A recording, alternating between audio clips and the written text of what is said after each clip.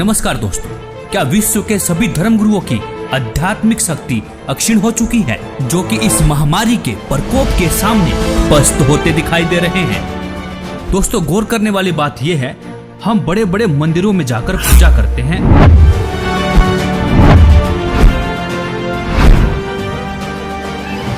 मस्जिदों में जाते हैं, तीर्थ व्रत उपवास करते हैं, धर्म गुरुओं से दीक्षा लेकर भक्ति भी करते हैं। आखिर किस लिए? अपनी रक्षा के लिए ना। और दूसरी तरफ हिंदू धर्म के प्राचीनतम और आधारभूत सदग्रंथों में से एक ऋग्वेद के मंडल नंबर 10 के सूक्त 161 पर परमेश्वर के गुणों में लिखा हुआ है, यदि किसी रोगी की जीवन शक्ति समाप्त हो, यदि वह सीमा से भी परे हो गया है, यदि वह मृत्यु के सन्निकट चला गया है, तो भी उसे मैं भारी कष्टप्रद रोग के पंजे से मुक्त कराऊं तथा उसे शतवर्ष अर्थात 100 वर्ष के जीवन हेतु बल संपन्न करूं। दोस्तों, यह सुन आप यह भी कहेंगे कि यह तो किताबी बातें हैं, ऐसे कैसे हो सकता है? लेकिन दोस्तों, सच में ऐसा संभव है। वीडियो देखते रहिए, आगे बताएंगे भी और प्रमाण भी दिखाएंगे। यदि भगवान ऐसे लाभ नहीं दे सकता तो पवित्र वेद भी झूठे पड़ सकते हैं। एक तरफ विज्ञान फेल है तो दूसरी तरफ अध्यात्म भी। ऐसे में अध्यात्म पर भी सवाल उठने लाजमी है, क्योंकि वेद तो भगवान के गुणों का यह गुणगान करते हैं, कैसा भी रोगी क्यों ना हो, परमेश्वर उसे ठीक कर 100 वर्ष की आयु प्रदान करता है। तो आखिर क्यों इन धर्म गुरुओं के पास जाकर भक्ति करने से हमें इस महामारी से राहत नहीं मिल रही है? क्या यह धर्मगुरु आपके अनमोल जीवन के साथ खिलवाड़ कर रहे हैं? क्या इनके पास कोई आध्यात्मिक समाधान नहीं है जो जनता के कल्याण के लिए सामने नहीं आ रहे हैं? एक सच्चे संत की पहचान तो संकट के समय ही होती है, क्योंकि प्राचीन समय में जब राजा और प्रजा पर संकट आता था, तब संतों की कृपा से ही समाधान हुआ करता था। परमेश्वर की भक्ति तो निरोगी काया और सुख शांति के लिए की जाती है। और इसी संदर्भ में कबीर परमेश्वर जी ने भी कहा है कि संत शरण में आने से आई टले भला, जय भाग्य में मृत्यु हो तो कांटे में टल जा।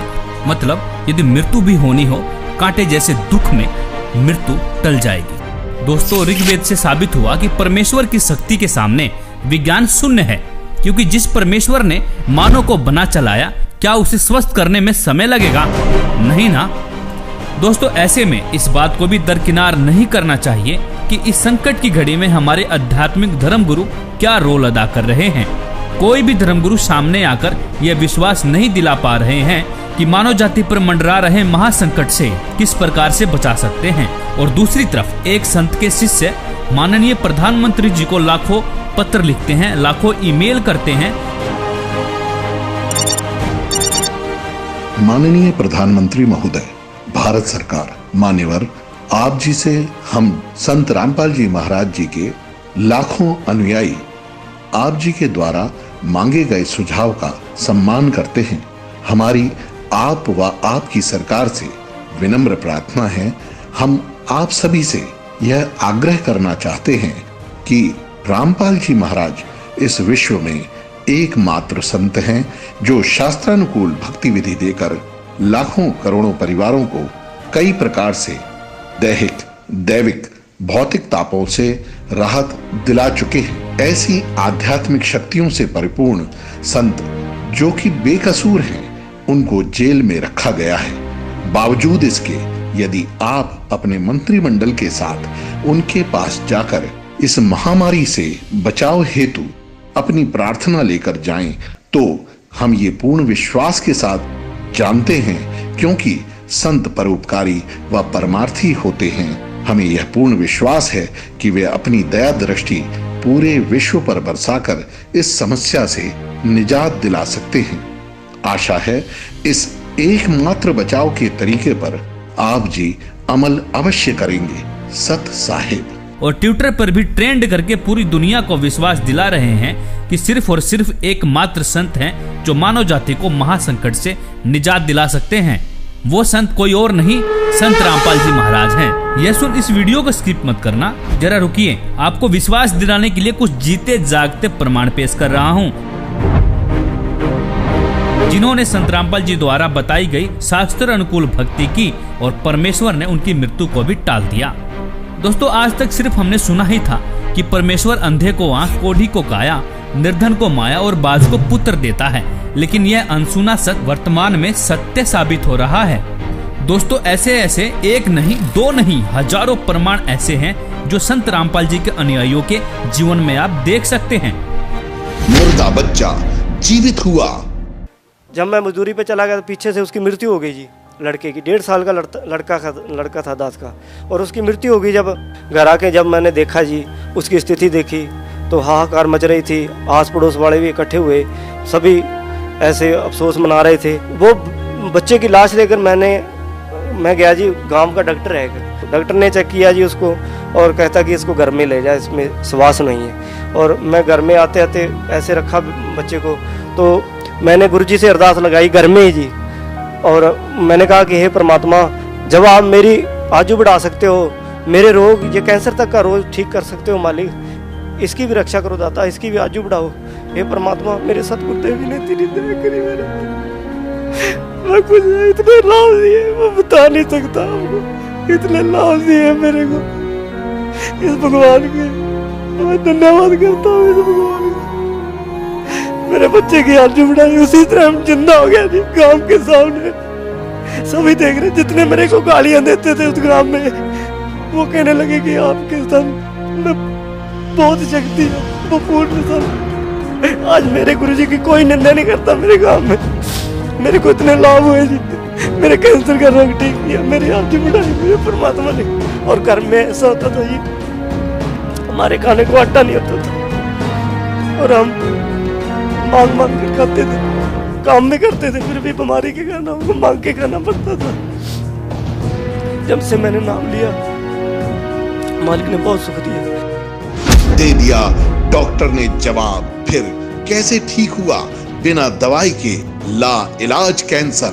बोले ये बीमारी ठीक होगी, ये कैंसर है, इसको हम ऑपरेशन नहीं कर पाएंगे और ये और बढ़ जाएगा। जी क्या ये कह रहे हैं कि संत रामपाल जी की भक्ति करने के बाद ये फोड़ा अपने आप फूट गया, अपने आप ठीक हो गया, अपने आप ही ऐसी स्थिति ले ली, ये सब अपने आप हुआ है? कुछ ऑपरेशन वगैरह डॉक्टर ने? कोई एक पैसे की दवा नहीं करा, आप यार ठीक है।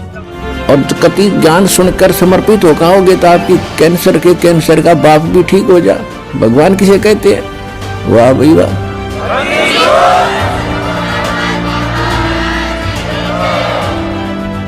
मुर्दा हुआ जिंदा। पत्नी के भाई थे, उन्होंने बताया कि आपको तो डेड बॉडी हो गई थी।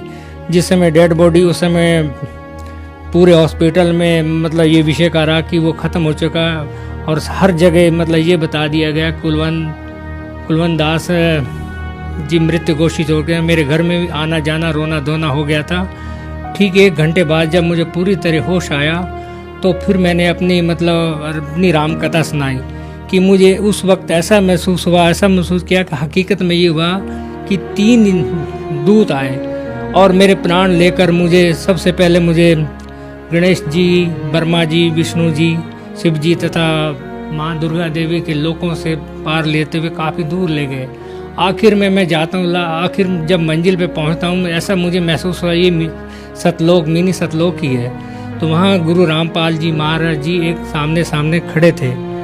मैंने जब देखा तो उन्होंने मुझसे कहा, बेटा की भक्ति अधूरी है, तो आपको मैं एक मौका और भक्ति का देता हूँ, आप अपना जीवन सफल हो जाएगा। उसी वक्त गुरु संत रामपाल जी महाराज जी ने कबीर का रूप दिखाया। उसके बाद मुझे वहाँ से तीनों यमदूतों ने वहाँ से एक धक्का दिया, और धक्का देने के बाद मैं जब यहाँ से आंखें खुली तो मैं एकदम अपने आप को देखा, मैं पसीन से तर हो गया। तो मेरे पूरे पीठ पे नीले निशान पड़े थे।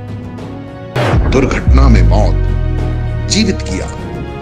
बड़ा लड़का था मनोज नाम का, उसका मेरा बल्लमगढ़ में आके एक्सीडेंट हुआ शाम को 7 बजे। जब भी लड़के को ऐसे लिटा दिए, मेरे सर पे से चादर उतार दिए, सोल उतार कर उसको ढक दिए और अंगूठे दोनों बांध दिए लड़के के, जैसे संसारे में बांधते हैं। बांधने के बाद फिर मैं संत रामपाल जी महाराज से प्रार्थना लगाई, हे मालिक, मैं जय गुरुदेव की भक्ति से गई थी, पति को खो के गई थी, मैं पति खत्म हो गए थे, उसके बाद में आपकी भक्ति ली थी, ये होने वाला था, तो आप इसकी शादी क्यों की? फिर बहू ने फ़ोन मिलाया कि आप कहाँ पे हो? मैं बोली हम ठीक हैं, हम कहाँ पे नहीं हैं, तू घबराए मत। तो बहू बोली नहीं, कुछ ना कुछ बात हो गई है, मेरे को क्यों छुपा रहे हो मेरे से, मेरे वीडियो कॉलिंग पे बात करवाओ। जब मैं गुरुजी को प्रार्थना लगाई झोली पसार के कि मालिक ये क्या होने होता, गुरुजी वहीं पे प्रकट हो गए। संत रामपाल जी महाराज प्रकट होके और लड़के को सोते हुए को आशीर्वाद दे के उठाए। फिर उसके बाद मेरे को आशीर्वाद दिया गुरुजी ने। फिर उसकी सास आई हॉस्टल के अंदर, बोली अपने गुरु को नहीं छोड़ेगी। मैं बोली मैं नहीं छोड़ूंगी गुरु को, मैं सबको छोड़ दूंगी, गुरु को नहीं छोड़ूंगी। गुरु के पीछे तो संत रामपाल जी महाराज के पीछे तो आज ये बेटा जिंदा है, नहीं तो मेरे बेटे को रात को ही मैं खो देती, आज मट्टी लग जाती। डॉक्टर ने जैसे देख लिया कि भाई बिल्कुल जीरो रिपोर्ट है, नब्ज नाड़ी कुछ भी नहीं है। तो उसके बाद में सुमरन जैसे संत रामपाल जी महाराज से अर्जी लगवाई तो इनको होश आया। तो डॉक्टर भी एकदम से अचंभित रह गए कि ये क्या चमत्कार है, एक तो रिपोर्ट 0-0 बता रही है और एक इनको आधे घंटे में ही होश आ गया, ये तो बहुत बड़ा चमत्कार है।